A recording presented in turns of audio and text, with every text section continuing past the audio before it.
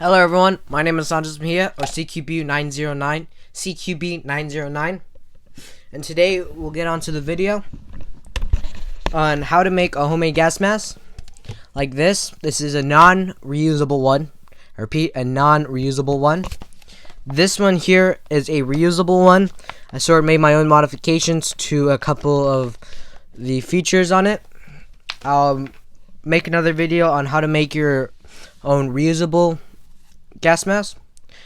So first off, we need to understand what the difference between a gas mask and a respirator is, especially during these times. So respirator is something that protects against particles. So if you're in a highly polluted area, major thing you want to be wearing.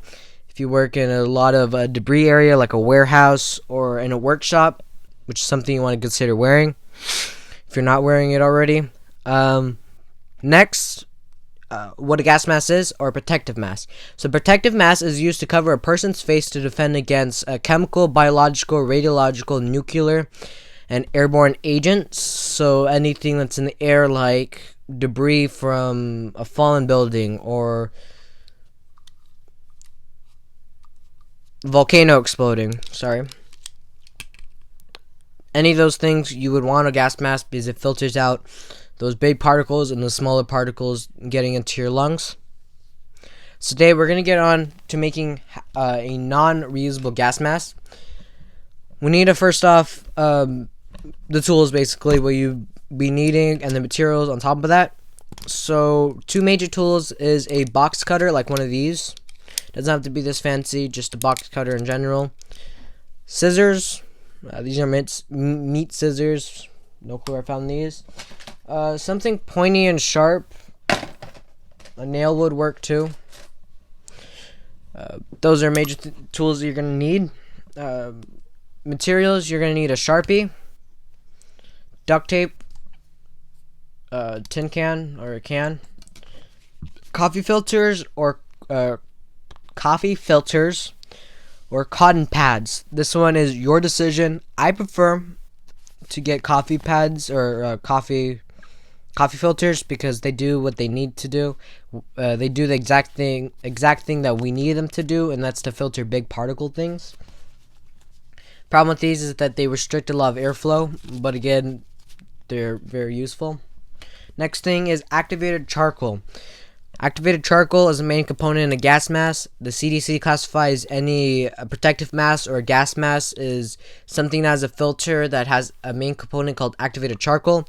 You can find activated charcoal at your local hardware store for fishes, or at a pet store, again for fishes. They're usually for filters. You can also find them maybe at Walmart and stuff for Beretta filters. Usually they have activated charcoal in it, but I prefer to get fish. Go to a pet store and find activated charcoal for fishes and stuff, because they do exactly what we need to do again. And again, you want a 2-liter bottle, major thing. Tin can and duct tape are two major things, and scissors and stuff. Okay, let's get on to the video on how to actually make it. So one, you got your 2-liter bottle. Next, you want to cut off the bottom. There's usually a smaller ridge line that you just want to cut off. So once you're done doing that, it should roughly look like this. Without the duct tape, we'll do that later. Then you want to mark where your forehead is, usually where the two edges are, where your wrinkles are. Usually I just want to mark those so it's the same size as your forehead. Next, you want to cut all the way down, and where your chin is, my chin is roughly around here. As you can see, I cut a little less. That reason is so I can make a 1, an airtight seal, and 2, to make sure that if I do need to make an extra room, I can. Again, it's just to make sure it's an airtight seal. Airtight seal. I can speak English, I promise. An airtight seal. So now we have that. Next, you want to now set the bottle aside. And now you want to make a Coca-Cola bottle or any kind of tin can, preferably a medium-sized one. This is kind of a large one, small one like this, doesn't matter. You can either cut this along the ridge or you can get a can opener and cut it where the actual like top can is, which is so it can make a more flusher flush cut flusher area to tape it on, and so you don't cut yourself as much. Next, you want to get your coffee filters, cotton pads, whatever. You want to stuff them down there. Once you're done doing that, make sure it's sort of sealed a little bit. Make sure everything's good. Next, you want to get your activated charcoal. You want to put it in there. Once you're done putting it in there, put your next coffee filter on top. You want to shove it in there. So now you have your filter, basically. Next, you want to get your duct tape. Cut off the top of the actual bottle.